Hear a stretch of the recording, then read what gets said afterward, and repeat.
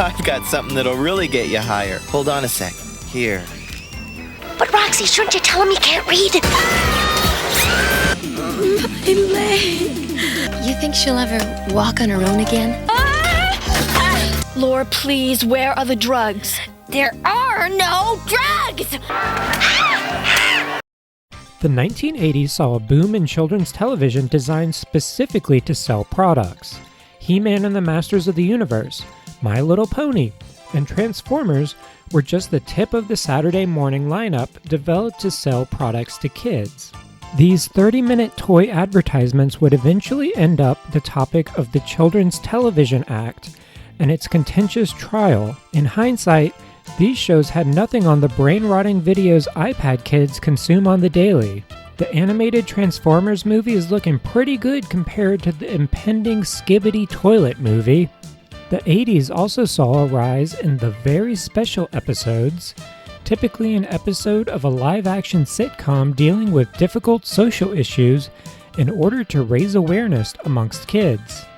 These episodes would act as educational aids to introduce children to heavy subjects like drug use, discrimination, death, child abuse, HIV/AIDS, and more. Well, I got AIDS, but other than that, I'm doing pretty good. Entire shows like Degrassi Junior High would go on to popularize the after-school special format, with each new episode tackling another complicated subject. Caitlin's gay, you know. She's a lesbian. Caitlin's queer.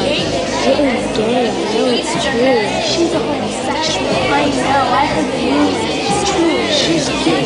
She's a lesbian. Gay. No. No, I'm not.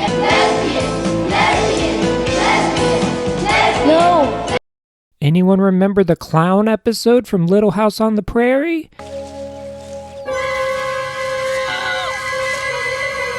If you know, you know. While Punky Brewster was raising awareness about kids getting trapped in fridges, Can you hear me? I need help! and Fat Albert was covering racist Mean Girls, She's a foreigner, someone who can hardly speak English, and we don't want somebody like that for America's queen. how was Jim and the Holograms, the 80s most outrageous cartoon, educating kids on social issues? Illiterate adult bullies? Check. Disabled dancers? Check. Drug-addicted orphans? This show has you covered. Strap in because we are about to delve into not one, not two, but three very special, truly outrageous episodes of Jim and the Holograms. Exciting adventure, fashion and fame. Once you're a gem girl, you're never the same. Come on and be a gem girl. Gem is my name. Gem. All three of these episodes are from the middle of Season 2, which means we have a little bit of catch-up to do. In the two-part opener of Season 2, both the Holograms and Misfits added a new member to their bands. The Holograms added Raya, the Latinx representation. Want to be sure I have her name down. Rhea Carmen Alonso. And the Misfits added Jetta, the fish and chips representation. Hey, you play a wicked sax! How'd you like to be a misfit? Sounds pretty ace to me. I'm only mentioning this because Jetta has some great lines in our first episode, Roxy Rumbles. I say she gets lost. Oh, yeah? Well, I say I ought to clean your cloak. Go ahead and try. Roxy Rumbles opens with a pretty big revelation about our least developed misfit. This'll be live, so there'll be no retakes. Yeah, sure, no problem. I was just testing you. But Roxy, shouldn't you tell him you can't read? Yeah, she's an adult illiterate. While the Misfits are busy fighting on live television, Jim is in the same studio promoting her illiteracy awareness tour. So watch for us in your city and help us rock out illiteracy by learning to read. This is just the first of many coincidences that will happen throughout these episodes. Back at Misfit Records, it's revealed that not only is Roxy illiterate, she also can't read numbers. That's all I get? That's it. Read the statement. It's all explained there. Jetta and Pizzazz take a few jabs before Roxy has had enough. Roxy! see, it's easier to read right side up. That's not gonna help if she's too stupid to learn to read. I'm not stupid enough to hang around here any longer. I quit! This rebellion comes with Roxy's first solo number and the revelation that she is the actual vocals behind what we thought were Pizzazz's songs. I'm gonna find another connection and take a whole new direction. I'm gonna change my luck right now. Maybe they won't be so good without her. This leads to one of the most unbelievable moments in gym history, which is saying something. What's this? A lottery ticket. Just a minute, young lady. You've just won $1 million. $1 million? Yep, Roxy just won the lottery from a random trash ticket. I'm gonna change my life and leave the misfits behind forever! Roxy gets a makeover and then decides to pull a Romeo and Michelle's high school reunion. Home? Nobody at home ever thought I'd amount to anything. But I'll show them. I'll show everybody. I'm going home! Heading back to her hometown of Philadelphia. It turns out that Jem is also in Philly, and she's still on her illiteracy kick. What are they doing here? Jem, just what do you hope to accomplish with your Rock Out Illiteracy campaign? Well, we want to make people aware of the importance of reading. How coincidental. Roxy recruits a group of illiterate dropouts for her new objective. Hey, wait. Who said I couldn't read? How'd you like to do some work for me? You're gonna help me make life miserable for Jem and the Holograms. Around this time, the rest of the Misfits realize they need Roxy since she is secretly the main vocalist of the group. Turns out Roxy has a big plan to disrupt Jem's little illiteracy concert. Welcome, everyone, to the Roxy Rumble! Roxy is throwing her own carnival with the sole intention of overshadowing Jem. Maybe she should get a legal consultant, though. What's this one say? What's the matter, Big Shot? Can't you read? It doesn't take long for the people of Philadelphia to go full Always Sunny and devolve into a riot. Don't give me out! You said you had free stuff! Take this! So you want it free? Here it is!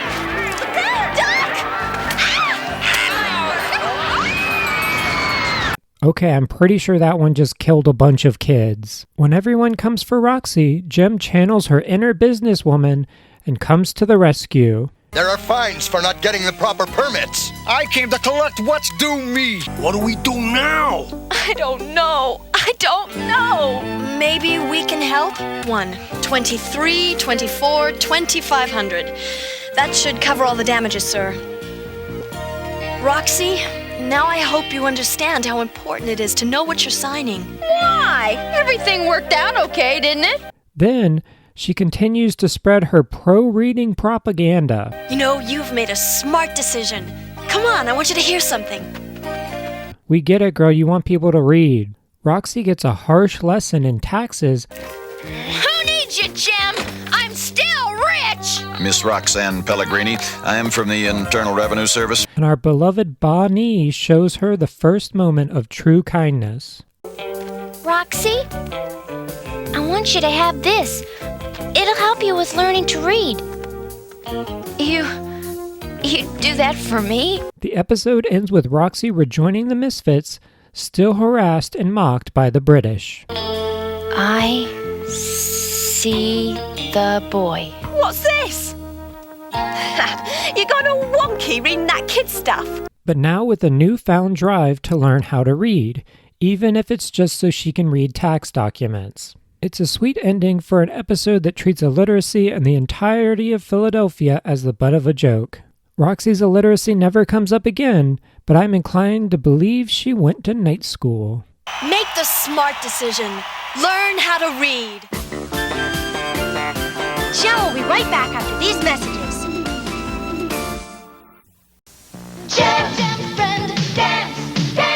It's truly outrageous. Dance stage is all of Jem's dance routine. She's the ultimate.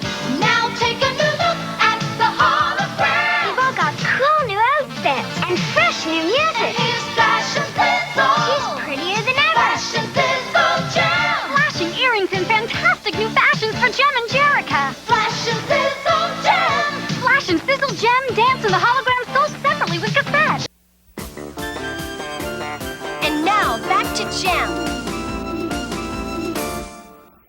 Our next episode follows Danse, a character who was solely created so little girls could play with her wildly colored hair. Danse is, you guessed it, a dancer who volunteers at Haven House, another home for runaways and orphaned kids. The foster system in LA must have been awful in the 80s. It reminds me of our first Starlight house that burned down. Every pop star and dancer has their own orphanage. Richard Xanthos, not to be confused with Xanatos, a billionaire philanthropist, announces his latest charity. A contest to see which rock group can come up with the best video that personifies friendship and goodwill. But like all good charities, only one underprivileged group can be allowed to succeed. The Misfits don't even know the meaning of friendship and goodwill. They know the meaning of money. Jerrica is determined to get that money for Danse and the kids at Haven House. Well, I just hope I can pull it off. I want the kids at Haven House to be proud of me. But tragedy strikes on the set of their new music video. Danse! Are you okay? My leg, it hurts real bad. I didn't know what happened. It was near my fault. I swear it. My leg. Yep. The token Scotsman accidentally crippled Danse. The doctor tells her that she'll be fine, but needs some rehabilitation, and her reaction is pretty reasonable. What are you talking about? I'm fine. I can dance right now. Dance! No! Dance! While staying positive, You can't give up. Why not? Danse bumps into another resident named Cisco. Wow! Hey! Why didn't you look where you're going? What's the matter with that guy? Cisco's blind. They have a meet-cute, I'm scared! Cisco, no! and suddenly Cisco is drowning. I can't swim! Cisco! I can't reach it!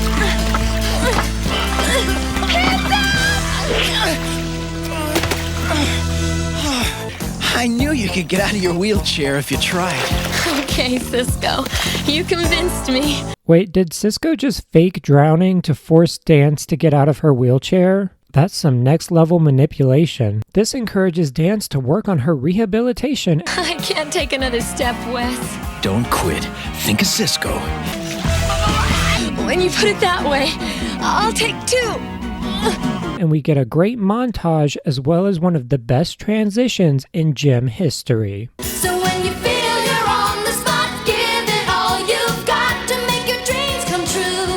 You'll reach that shining star. Meanwhile, Jim's choice to not shoot the video without Danse Maybe we can get someone to take her place. No, Danse is the best. has given the Misfits a chance to poach their staff, including the incompetent Gingerman. You got the wrong lever! You clumsy idiot, you ruined our number. It was not I who pulled the lever. Friendship and goodwill, my bagpipes. Cisco is nervously awaiting his eye surgery when Danse comes to give him some encouragement. I've been trying to imagine what you look like. I hope you won't be disappointed. I don't have to see you to know you're beautiful. See ya? Not if I see you first. After another montage, Jim and her cronies show up to apply pressure to Danse to get her back to work. But there's still time if we start tomorrow. What do you think, Danse? I'll try. But she's far more concerned about Cisco. I didn't hear your chair. I don't have one. I can see that. Danse can walk again, Cisco's eyes are repaired, and the Holograms win the music video competition. We even get to see that Walker Girl was able to be cured as well. There's nothing more heartwarming than a story where all the disabled people are magically cured by the end. Caring people are people with dreams who go to extremes to fight for those dreams. Why, yeah. I don't think there were any permanently disabled people until they were brought into existence in the 90s when Burger King invented wheels for the Burger King Kids Club. Okay, maybe making a kids special episode about someone who gets permanently paralyzed would have been a bit too much, but Jim hasn't held back in the past. Remember that time Kimber got kidnapped and left in a live volcano to die? Oh, I guess we haven't covered that one yet. At least we got one of the best transitions in gym history out of it. Jem will be right back after these messages.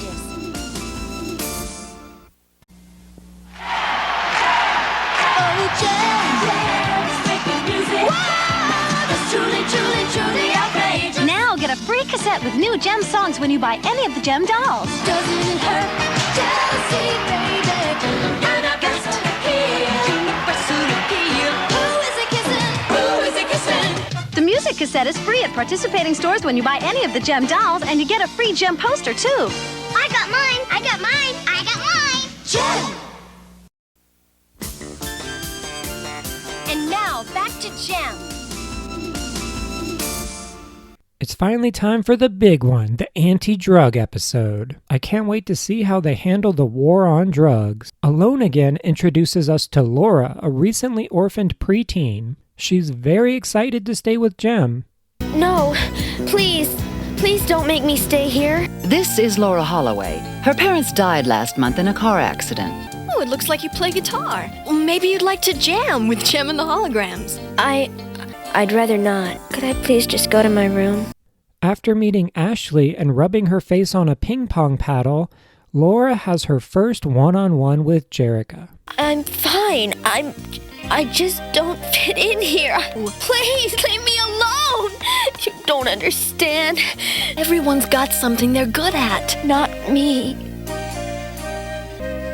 Nobody understands me. Nobody. It's just me and my music. Laura practices her astral projection and belts out a ballad. I'm alone again, all alone again. Jem and company convince Laura to perform at an upcoming show with them. And by convince, I mean pressure her into doing it. Listen, we have a big concert coming up. Would you play one song with us at the concert? Hey, thanks, but no way. Great! Then you'll play with us at the concert. Oh, great. Now I'll have a chance to mess up in front of the whole world. This gives her something to stress about besides recently being orphaned. Maybe I'll get lucky. Maybe there'll be an earthquake or a typhoon, and I won't have to play at that dumb concert. South High's coolest ginger, Bobby Braddock, offers her a little something to help. Well, how could you help? A little gift. They'll make you feel great. They'll make you play music like a pro. Pills. Come on, they're free. It's a gift from me to you. Thanks. Nothing suspicious here, though. I just sneaked a look at a list of new kids in the administration office. You're Laura Holloway, 14, and you're staying at the Starlight House. Laura's first time on whatever this pill is starts off well, but quickly escalates. Don't feel any different yet. Just feel a little lighter, a little faster. Wow, starting to feel weird. Never heard that chord before. This is too weird. It's a bird! It can fly! What did Bobby give her, the Akira pills? I want to fly too! Fly like a bird! And now it's time for Laura Holloway to fly! Whoa! Laura, don't do it! Before you know it, she's on the ledge. That didn't take long. 3! Laura, please! Don't move! Laura falls to her death and the episode is over. Don't do drugs, kids. Oh wait, I guess Jerica has super strength because she grabs Laura with ease. You're not a bird. You're Laura Holloway. Not a bird? What a bummer. Jerica tries to get a confession from Laura to no avail. Were you taking anything that... Who said I was taking drugs? Laura, please, where are the drugs? There are no drugs! Call the police if you don't believe me, but just leave me alone! Higher! Higher! I've got something that'll really get you higher. Hold on a sec. Here. Damn, for a creepy soulless drug peddler, Bobby's got some smooth lines. Maybe Bobby isn't as bad as we thought. He just got his LSD and opioids mixed up, nothing big. On the new drugs, Laura can't sleep. Well, if I can't sleep, asleep, I might as well play. So she takes even more pills and wakes up everyone in Starlight House. Either you stop playing that guitar or you'll be wearing it. I've had it with your mood. Chaos ensues as she starts feeling withdrawals. Why does everybody always blame me for everything? Stop staring at me! Leave me alone! Girl, you're starting to get Ozempic face. Don't have any problem. Please, let me try to help. I don't need any of your help. I need it. I need my pills. Laura asks Bobby for some more, but now he wants money? You gave it to me before. Yeah, well, it's only free the first couple of times. What is he, a drug dealer? Oh, wait, yeah.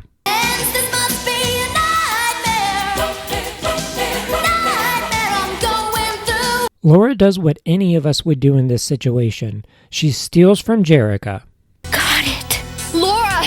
Oh, you don't understand! Somehow this scrawny preteen girl going through withdrawals is able to outrun Jerica.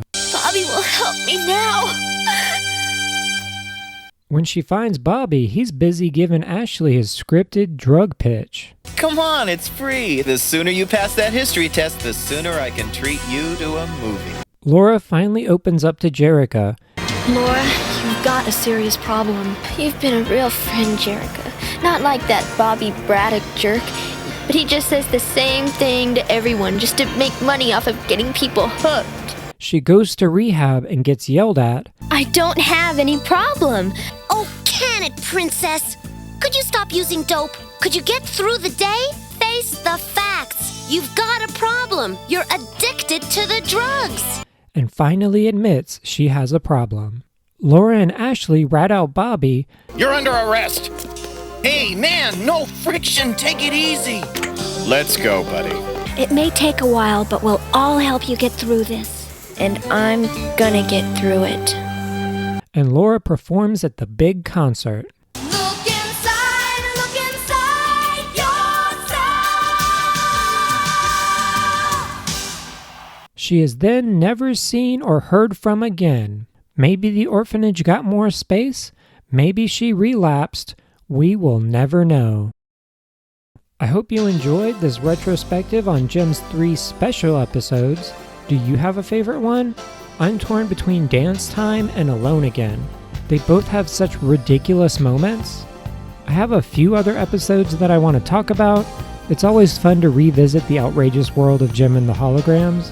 I'd like to say thanks to my patron Blake Partridge and the artist of my avatar MoeChicken. If you enjoyed this video, then check out some of my other Jim videos, or if you're just in the mood for something spooky, check out some of my horror essays. Thanks again, and I hope to see you in the next video. She's a lesbian. Gay. No.